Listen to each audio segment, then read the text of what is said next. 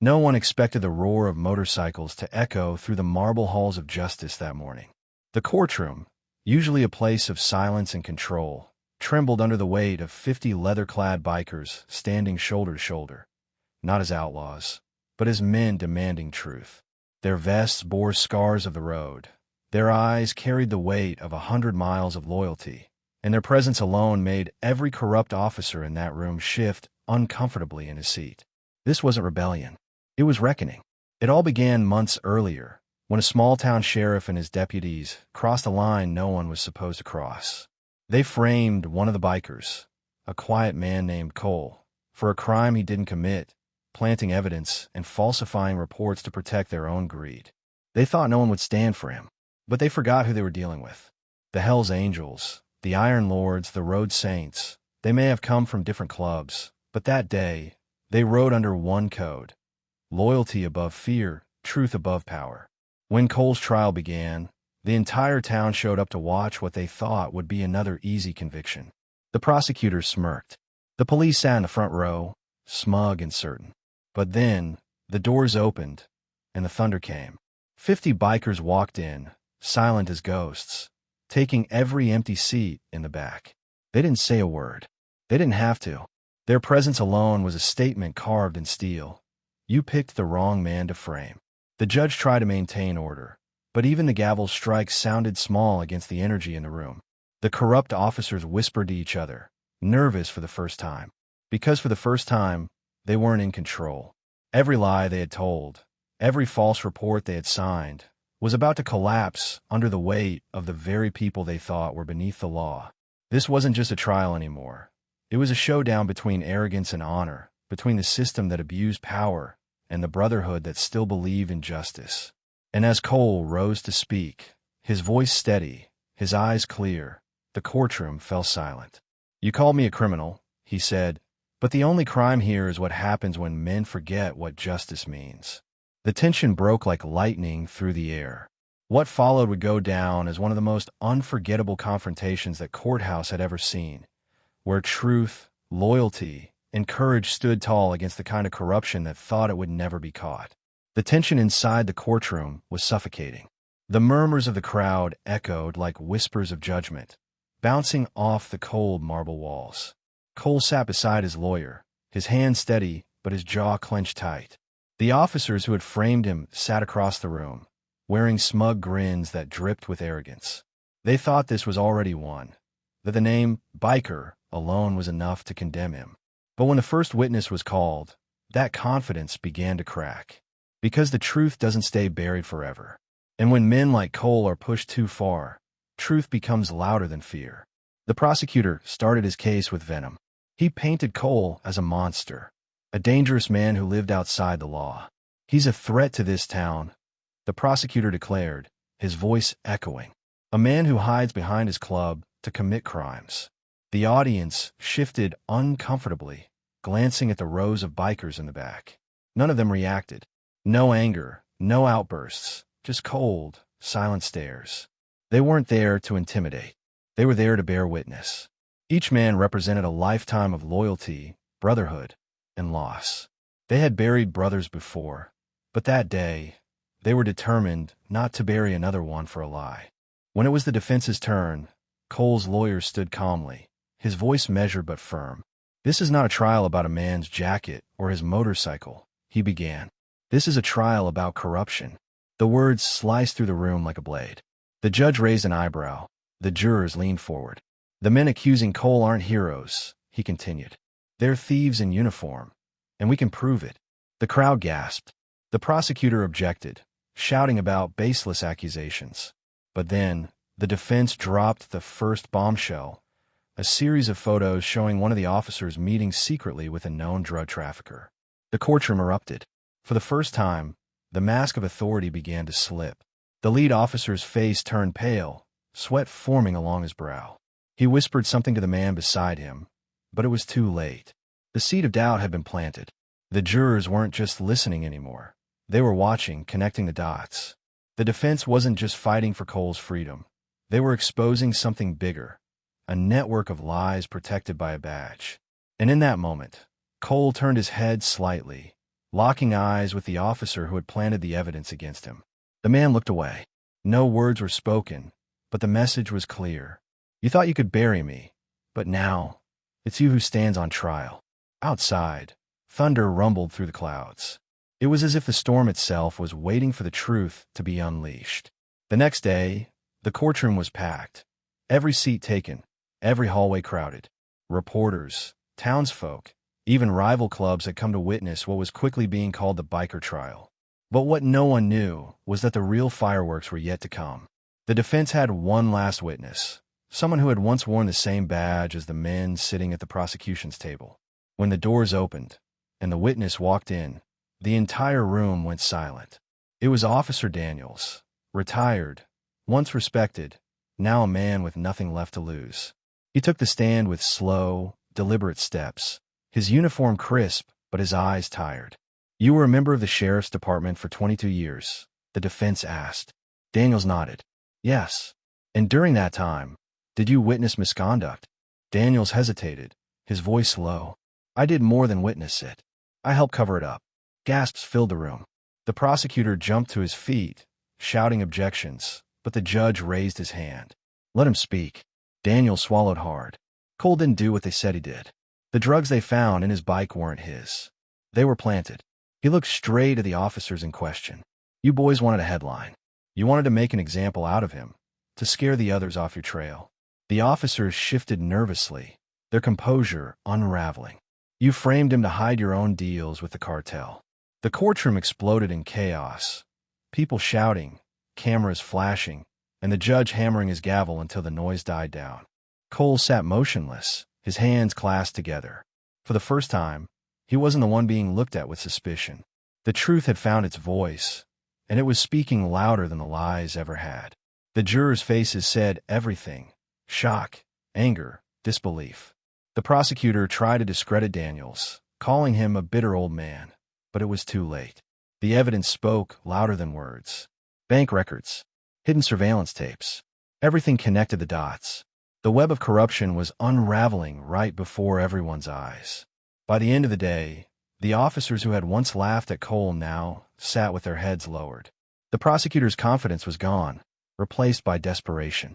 The storm outside had broken loose, lightning flashing against the courthouse windows. And as the rain poured down, one truth became undeniable: justice, no matter how long it takes, always finds its way home. And sometimes it rides it on two wheels. The storm raged outside as the trial reached its breaking point. The jurors had seen enough to understand that this wasn't just about one man's freedom. It was about exposing a rot that had spread deep into the system.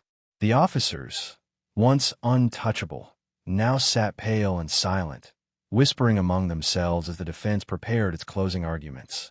Cole's lawyer stood tall, his tone calm yet thunderous in its conviction. These men, he said, pointing to the accused officers, took an oath to serve and protect. Instead, they lied, framed, and destroyed. But you, he turned to the jury, you have the power to end their corruption today. The words hung in the air like a challenge to conscience itself. The prosecutor tried to recover, pacing like a caged animal. These bikers are manipulating the system, he barked. They think fear wins cases. But the irony of his words echoed too loudly. The fear was gone, replaced by clarity. One by one, members of the public who had once believed the headlines now saw the truth for themselves. They saw a man who had been humiliated, accused, and nearly destroyed, yet never once had he broken. Cole sat quietly, his expression unreadable, but his eyes told the story of a man who had already won the only battle that mattered, the battle for his own integrity. Then, something unexpected happened. The judge called for a recess, and the courtroom began to empty. But as Cole rose, one of the officers, the same one who had planted the evidence, suddenly stood and shouted, "This isn't over." The room froze. The officer's face twisted with panic as two marshals stepped forward to restrain him. "You think this changes anything?" he yelled. "We run this town." But his words only revealed the truth everyone now understood. That corruption had never been about justice. It had always been about control. And control crumbles fast when courage finally stands up to it. Outside the courthouse, thunder rolled again.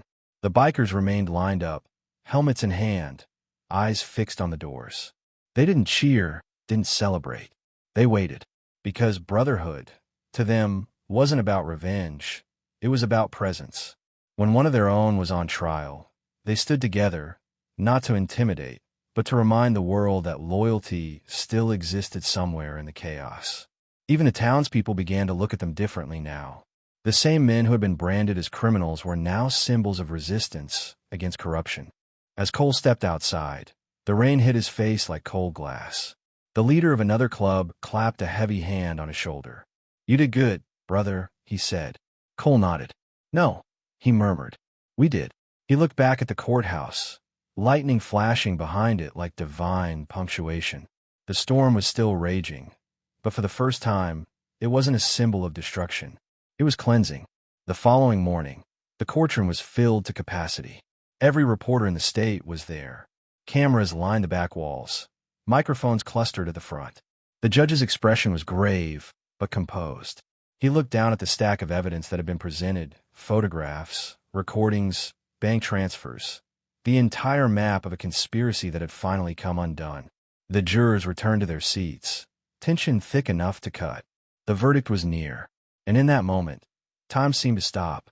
When the foreman stood, his voice trembled slightly. "We, the jury, find the defendant, Cole Harris, not guilty on all counts." The words echoed through the room, powerful and pure.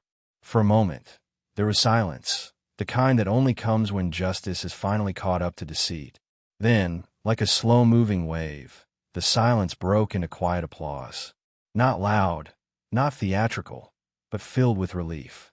The bikers stood together, heads slightly bowed, honoring the moment. Cole closed his eyes, the weight of months of fear and shame finally falling away. The officers who had framed him were immediately taken into custody.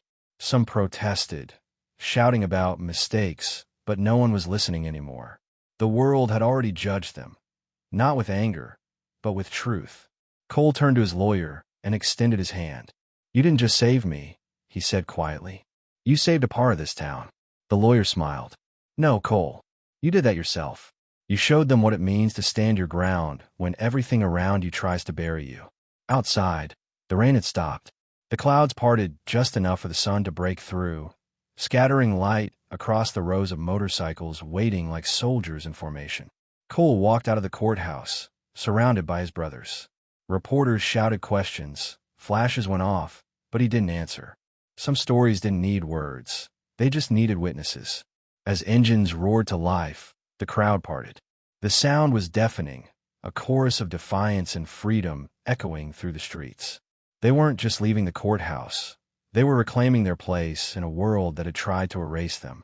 50 bikers rode together again, not as outlaws, but as men who proved that loyalty and truth could still win, even against the system built to silence them.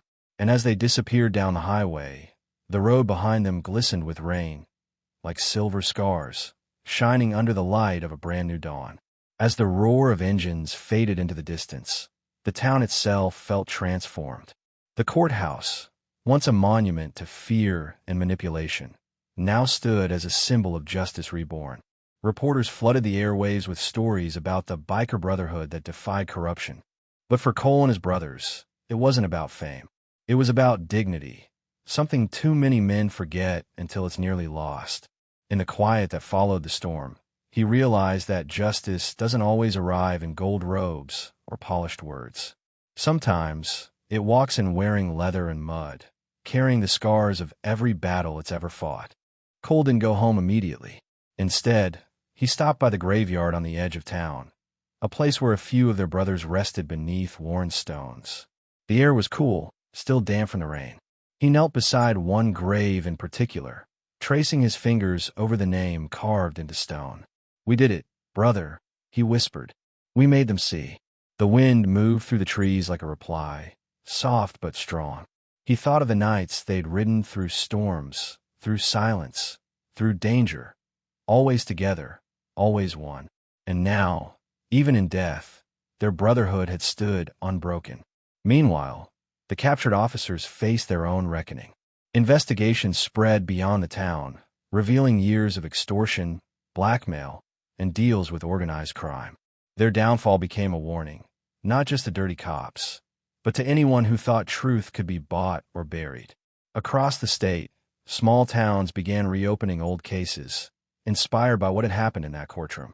For once, justice rippled outward, like the echo of thunder after lightning splits the sky.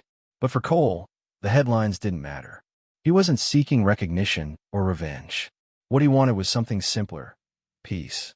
He spent the following days helping those who had once turned their backs on him, quietly fixing bikes, visiting families who had been intimidated by the same officers who'd framed him.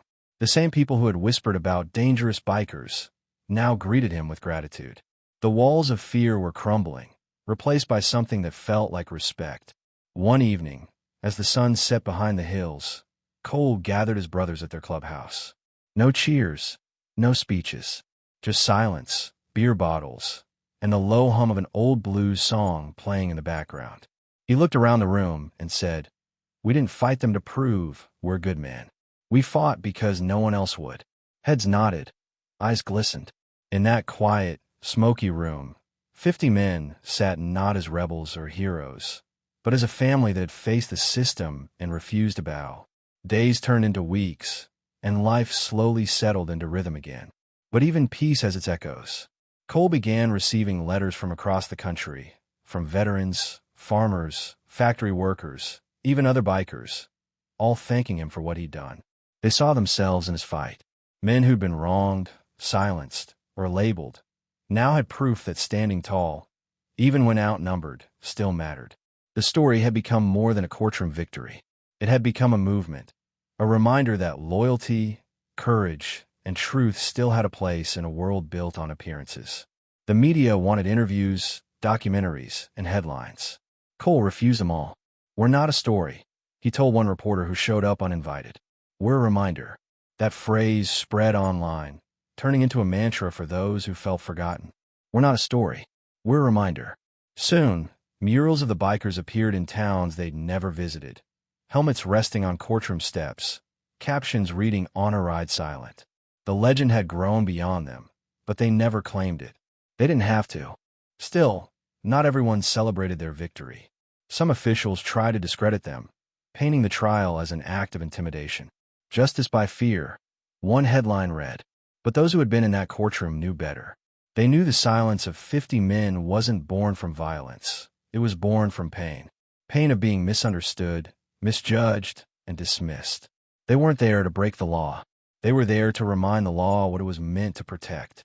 One night, Mac, the oldest of the brothers and a man whose hands bore the weight of decades on the road, pulled Cole aside. "You changed something bigger than you know," he said. "But don't let them turn it into a myth.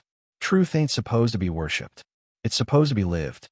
Cole nodded, the words sinking deep. He knew Mac was right. Every man who had ridden into that courtroom carried a different story, but together they had created something timeless, a moment when justice didn't wear a badge, but a patch. And so, they kept riding, not for glory, not for rebellion, but for remembrance. Each mile became a vow to stay honest, to protect their own, and to never let fear dictate the road ahead. Because the fight for truth wasn't something you won once. It was something you lived every single day, in every choice, in every silence, and in every stand you took, no matter who tried to silence you. Months passed, and the dust of the trial slowly began to settle. Yet, something deeper had taken root, a quiet transformation spreading through the town and beyond. Those who had once crossed the street to avoid the bikers now stopped to shake their hands. Shop owners who had once posted signs reading, "No colors allowed," now greeted them with free coffee and warm smiles. The courtroom victory had not only cleared a man's name, it had shattered a stereotype. The people who had been labeled outlaws had proven that sometimes the outcasts are the only ones brave enough to defend what's right. Cole never asked for recognition, but it found him in subtle ways. One morning, a young boy walked into his small garage, clutching a photograph of the courtroom scene. "My dad says you made bad men go to jail," the boy said. "I want to be brave like you." Cole smiled softly, kneeling down to meet his eyes. "Bravery isn't about fighting," he said. It's about standing up for someone when no one else will. The boy nodded thoughtfully, his small fingers tracing the image before running back outside. It was a fleeting moment, but for Cole, it meant more than any headline. Meanwhile, the brothers continued their rides, though their journeys had changed in purpose. Where once they rode to escape the world, now they rode to remind it. They visited schools, veterans' homes, and community centers, sharing stories of loyalty and justice. Not polished speeches, just raw truths. People listened, not because of who they were, but because of what they represented, a brotherhood that didn't break when the world turned its back. Every ride, every handshake, every story shared was an unspoken promise that what they fought for in court would never be forgotten. But even heroes face shadows. Late one evening, Cole received an anonymous letter. No return address, no signature. Inside was a single line. Some of us aren't done with you yet. He didn't need to guess who it came from. Some of the old power structures hadn't vanished. They had simply gone underground, waiting for a chance to strike back. Cole burned the letter without hesitation. Fear had no place in his world anymore. The men who had stood with him would face whatever came next the same way they always had, side by side, unflinching. That night, the brothers met at the diner where everything had begun months before. The waitress who had once served them during their darkest days smiled when she saw them return. "Back together again?" she asked. Cole smiled, setting his helmet on the counter. "Always." Outside, the motorcycles lined the lot like an army of memory, engines still warm, chrome glinting in the neon light. The storm had passed, but the fire that kept them united still burned quietly, steady as the hum of steel beneath their hands. The following year brought an unexpected twist. A documentary filmmaker approached the group, offering to tell their story. Not the version twisted by tabloids, but the real one. Cole hesitated at first. He wasn't interested in fame or attention. But when the filmmaker said, "People need to see that justice can come from the unlikeliest of places," Cole agreed, on one condition: that every man's name in the story be honored, especially those who weren't there to see it through. The film premiered quietly in a small-town theater. There were no red carpets, no glitter, no grand speeches, just people who had lived through it sitting shoulder to shoulder in silence. When the lights dimmed, the first image to appear was that of the courthouse under heavy rain, the day truth rode and on two wheels. The narration began not with a reporter's voice, but with Cole's. "They called us outlaws," he said, "but the only law we ever broke was silence." The audience stayed motionless, every frame pulling them deeper into a story that felt as raw as it was real. The documentary spread far beyond their town, reaching millions online. Comments poured in from people who had faced their own injustices. Small towns, big cities, different languages, all united by the same message: truth needs warriors. It became more than a story. It became a movement. Motorcycle clubs across the country began organizing charity rides for wrongly accused individuals, raising funds for legal defense, turning rebellion into redemption. For once, biker meant something different. It meant protector, fighter, brother. Cole received hundreds of letters, but one stood out. It was from Officer Daniels, the man who had risked everything to testify. The letter was short but powerful. "I'm proud of you, son. You did what we never had the courage to do. You fought for justice without becoming like the enemy." Cole read it twice, then folded it carefully and placed it in his jacket pocket, carrying it wherever he went. To him, that letter wasn't just words. It was closure. On the anniversary of the verdict, the brothers gathered once again. This time, not to fight, but to remember. They parked in a wide circle under the open sky, headlights illuminating the field. In the center stood an empty chair draped with a leather vest, a tribute to every man they'd lost along the way. No speeches were given. No words were needed. Just the steady sound of engines revving once, twice, then falling silent. A roar turned into prayer. Because for men like them, silence had never meant surrender. It had always meant respect. As time passed, the legend of the Courtroom Bikers began to ripple through generations. For many, the story was more than a battle against corruption. It was proof that integrity could still survive in a world built on compromise. Young riders from all over came to meet Cole and his brothers, eager to understand how men who had been labeled as lawless could become symbols of justice. Cole always told them the same thing. We didn't change the system that day. We changed ourselves. And that's where every real revolution starts. His voice carried the weight of experience, not arrogance, but wisdom forged in fire. Lena, the diner waitress, still saw them every few weeks. Her little restaurant had become something of a legend too, known among travelers as the place where justice met the road. Tourists would stop by, hoping to catch a glimpse of the bikers who once faced down corruption with nothing but truth and loyalty. But Lena always smiled and said, "They're not heroes. They're reminders that courage doesn't wear a uniform." Behind her counter hung a single-framed photograph. The courtroom that day, rain streaking the windows, 50 bikers standing tall behind their brother. Cole never let fame touch him. He avoided interviews, ignored the noise, and kept to what he knew best, the road. But he used the influence he couldn't avoid for something good. He started a foundation for victims of wrongful imprisonment, funded not by corporate sponsors, but by the Brotherhood itself. The fund helped small-town families who couldn't afford justice on their own, the people who usually got crushed by the weight of power. "We can't fix the whole world," Cole said, "but we can make sure it doesn't break the good ones." One afternoon, while working on a battered old bike in his garage, Cole heard the familiar rumble of engines outside. His brothers had arrived unannounced. Helmets off, faces weathered by years of sun, wind, and miles. "We're riding again," Max said. "Not for us. For the ones who can't." Cole didn't hesitate. He wiped the grease from his hands, grabbed his jacket, and nodded. "Then let's ride." The unspoken oath still bound them together. Where one went, all followed. That night, under a blood-red sunset, 50 motorcycles thundered across the open plains. No cameras, no crowds, just men bound by truth, roaring into the horizon. To them, every mile was a prayer, every gust of wind a memory, and every heartbeat on the road a reminder that freedom, real freedom, is never given. It's earned, protected, and passed on, and they would carry it as long as their engines could roar. Years later, when the world had moved on and the headlines had faded, the story still lived in whispers and road dust. The courthouse had been renovated, but locals still pointed to the old marble floor and said, that's where they stood. The myth had become history, and history had become a lesson. Every law student, every rookie cop, every man or woman who ever faced injustice learned about the trial that reminded everyone what the law was supposed to serve. Not power, but truth. Cole grew older, his beard streaked with silver, his eyes softer but no less sharp. He still rode, though slower now.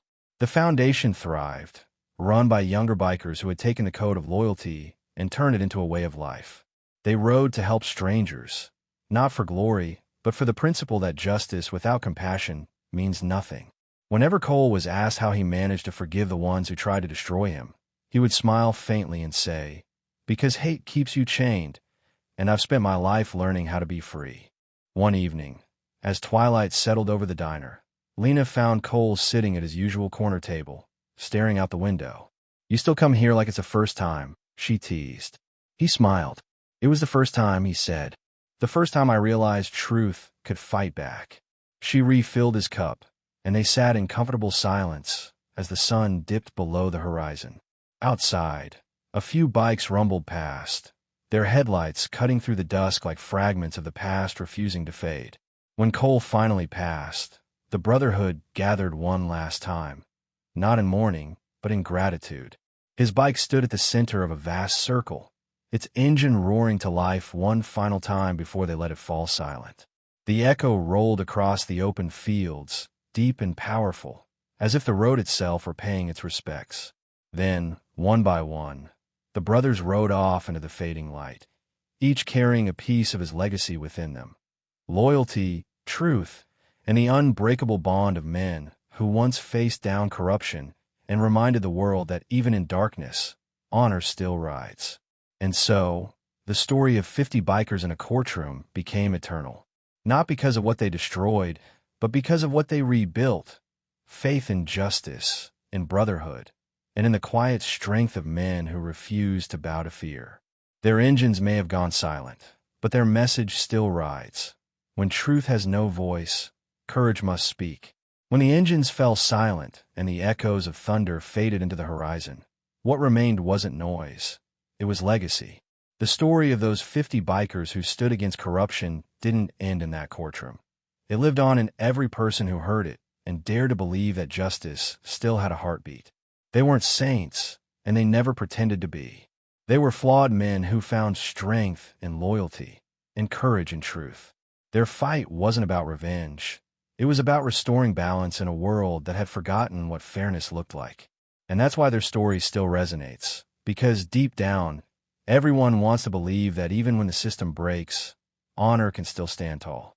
Cole's journey proved something that no speech or verdict ever could: that righteousness doesn't wear a uniform, and justice doesn't always come from those in power. Sometimes it comes from the very people the world misunderstands. He wasn't a hero in the traditional sense. He never asked to lead or inspire anyone. But by standing his ground, he reminded us all that truth doesn't need perfection. It just needs persistence. It was his silence, his endurance, and his refusal to bow that turned a trial into a symbol of redemption for generations to come. The town that once feared the sound of motorcycles now found comfort in it. To them, that distant rumble wasn't chaos anymore. It was the sound of courage. It was a reminder that no matter how corrupted the world becomes, integrity still finds its way through the cracks. People began to understand that respect isn't demanded through power, it's earned through compassion. And every time a biker passed through that town, every time someone looked at the old courthouse, they remembered, justice doesn't ride in with fanfare. It rides in quietly, on two wheels, wearing the dust of the road and the weight of truth. Years later, Cole's story became legend, not because of what he conquered, but because of what he taught. That strength isn't measured by how loud you shout, but by how long you stand for what's right when everyone tells you to sit down.